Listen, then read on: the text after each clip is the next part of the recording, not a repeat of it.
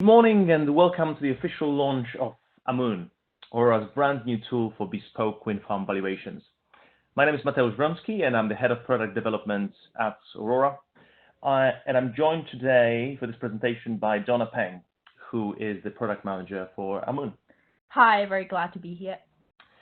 So what is Amun? Amun is a tool that allows you to very quickly understand the exact economics of a given wind site by combining Aurora's in-house trusted price curves with detailed wind data and with detailed data on turbines, and all of that within just a few clicks. So this is the first thing you will see as you log into the tool. It's a map-based interface that allows you to click anywhere on the map and start analyzing the exact economics of that site. So let's take a look. Let's try and build somewhere, I suppose not too controversial. Let's say somewhere in Scotland. And let's say this is our first valuation. So let's call it South Scotland. The first thing you need to do is specify the name. You can also do a bit of description. And the tool already tells you that you are in the Great British price zone, meaning that our GB price forecast will apply. And the first step is technology. So you have to specify what type of turbine you'll be using. We have a rich database of around 200 different turbines, and let's see, we build something relatively large, 3.6 megawatts, 120 meter rotor diameter Siemens turbine. And you can already see it actually displayed here. So here is the power curve that can tell you how this particular turbine behaves at different wind speeds according to the manufacturer. Yeah. Before we go on to the other parameters, I would like to point out that if you're working with a custom wind turbine that is not publicly available, its parameters, you can upload this power curve into Amun through our custom power curve function, and then you will be able to use it in your bespoke valuation subsequently, you and your team. And you will be the only people with access to this power curve. So you download its turbine and upload your custom power curve. So that won't be visible to anyone apart from your team. Cool. But let's stick with the Siemens one. You have to specify a few other parameters. How many turbines you want to deploy? Let's say we're doing 10. Actually, let's do a bigger one. 20. Aggregated losses. So how much in total, including wake losses, electrical losses, etc. Plus hub height. This is a bigger turbine, so let's maybe give it a bigger hub height. Voila, we are done with technology. The next step is to specify wind data. So we give you two options at the moment. You can either use our inbuilt ERA 5 dataset, or you can upload your own custom. So ERA 5 is our default, and you can already see that the wind speed is displayed at the chart at the bottom. So you have this familiar power curve from the previous page, and you can see the distribution of wind according to ERA 5 database plotted against it. Donna, what is ERA 5 exactly? Just before we move on. Yes. So not all of you might be very familiar with ERA 5. It is the newest generation of reanalysis data, and reanalysis data is historical modeled climate data based on sensor data across the world. So being of the newest generation allows ERA 5 to have the highest granularity of all such data sets. And there was an academic study comparing ERA 5 to other data sets such as MERA2 produced by NASA and for a large range of European countries. And it has been calling ERA 5 the champion of wind modeling. And especially good in Europe, right? Because it's a European agency that effectively does it. Exactly. So that's what ERA 5 is. That's the default, but you can also, I suppose, no reanalysis data can beat your own measurements.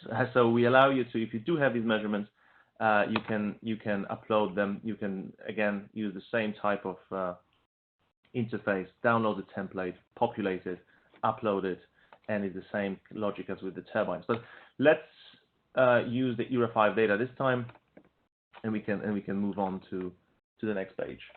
So the only other thing is the parameters, right? So you can exactly. So if you're using ERA 5 data, you can further specify how we are to interpolate wind at different heights.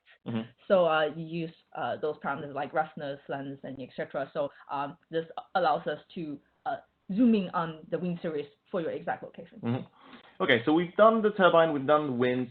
Let's move on to the prices. Let's move on to the market. So what you can select here is one of Aurora's price scenarios. So we're obviously a modeling company. We model a range of scenarios, including our central, low, and high cases that are used in a number of transactions in the market, both debt and equity.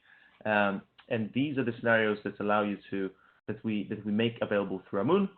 And you can select one of them. You can also here we have a smart power scenario. This is one of interesting equity cases for wind more broadly, but for renewables, because it's a kind of flexible system world.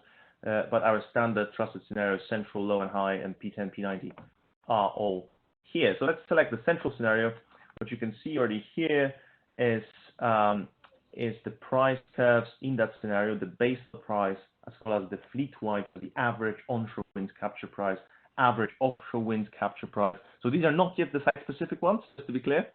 This is what we see on average. Yeah, these are the benchmark prices. And just to point your attention toward the name of the scenario here, Aurora Central 2019 April, and that is indicating that this is our scenario published in April this year. As we update our assumptions and produce the newest version of scenarios with our research team, of course, you will also be able to access them here in the drop-down list. So it will be growing over time to contain the newest scenarios.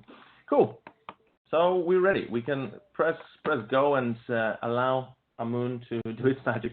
So the numbers are crunching. It will take around 30 seconds. And what Amun is doing at the moment is taking the granular wind data, 9,000 half-hours per year, combining it with a power curve to get half-hourly production data, and then that production data is combined with our prices to get site-specific capture prices, and you can see them already on the screen. So on the left-hand side, you've got the revenue, which is in a sense broken down into production in the top right corner and prices in the bottom right corner. Donna, what can we say about this wind farm? If we look at the capture price and compare the site-specific one to the benchmark prices, we can say that for this site, its capture price tracks the onshore fleet until maybe the last 10 years of its life. So when they have very similar capture price with this fleet, this means that this wind farm is generating at the same time, roughly, as the onshore fleet, and therefore it is able to capture the similar level of wholesale prices.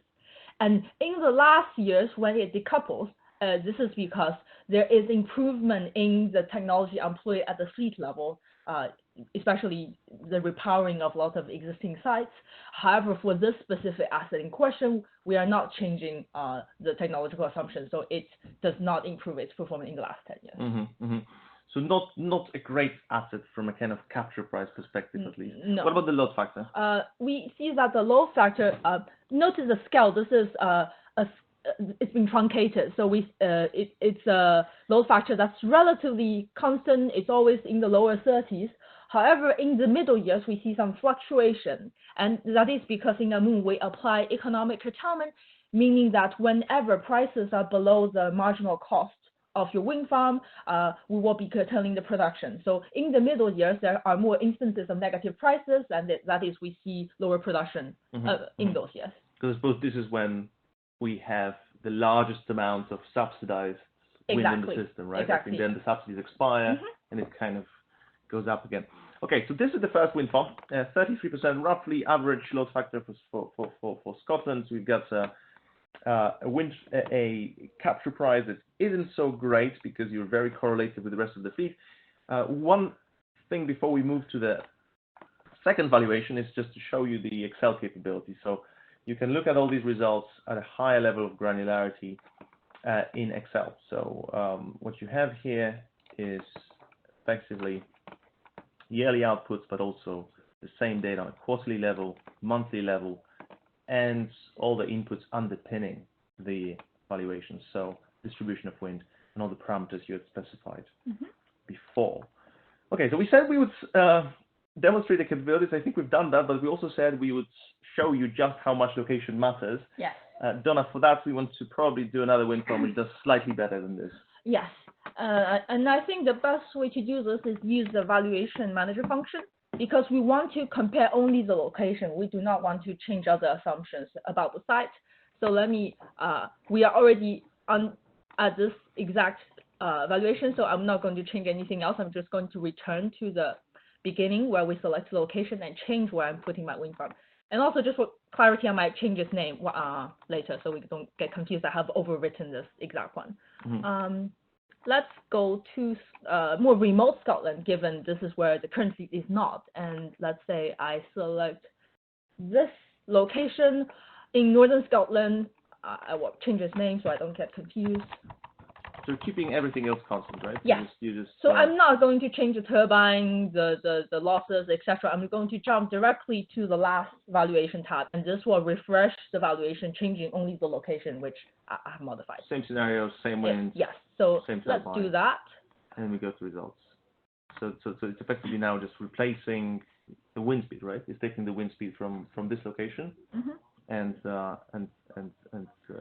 comparing it. Okay, cool. So we've got the results, and yeah, you can see it's doing better, right? I mean, especially if you compare it to the static benchmark of onshore wind, you can see that it's significantly above. Yes, indeed. So we can say that it's above the onshore fleet almost exactly throughout the whole horizon of the forecast. And notice that on the load factor front, it's also a similar level. It's about in the lower 30s.